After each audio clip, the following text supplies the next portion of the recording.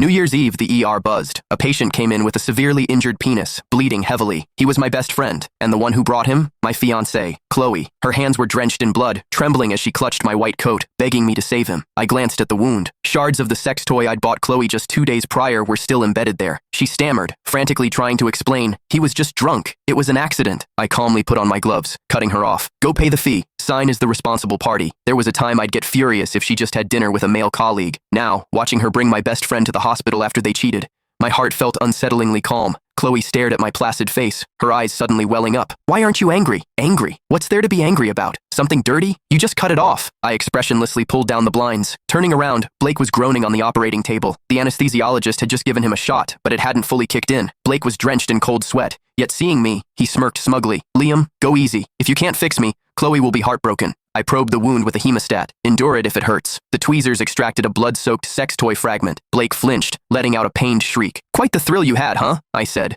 my voice dripping with sarcasm. Blake gasped, his eyes defiant. Chloe said she wanted some excitement. I didn't want to, but she insisted. She said you're a nerd and I'm more fun. I looked at his penis, a wave of disgust washing over me. Half an hour later, the surgery was over. I peeled off my blood-stained gloves, packing the fragments as medical waste. Along with my last shred of feeling for these two, I tossed them into the biohazard bin. Stepping out of the operating room, Chloe rushed towards me immediately. Liam, let me explain. She stammered incoherently, her eyes bloodshot. You're the only one in my heart, really. I forcefully pulled my hand away. I'm a doctor. I cut her off. I only care if the patient's sexual function can recover, and if there will be any lasting complications. How you two ended up like this, I couldn't care less. Chloe looked at me in disbelief. You don't love me anymore? She actually had the nerve to ask that. I chuckled. As a doctor, the surgery was a success, though it might not be fully functional going forward. As your ex-fiancé, I wish you both happiness. Chloe's face instantly went ashen. I stepped back, checking my watch. I have 3 more emergencies waiting. Don't block me from saving lives. The next morning at 7 a.m., my clinic door was pushed open. Chloe stood there, holding a takeout bag. Liam, this is your favorite burger. I waited in line for an hour to get it. In the past, I would have been touched and hugged her. Now, I just felt sick to my stomach. What happened last night? It was my fault. I won't ever see him again. Please forgive me this one time, okay? She continued to apologize. I said nothing, taking the burger and handing it to a security guard. Chloe's smile froze, then twisted into shame and anger. Liam,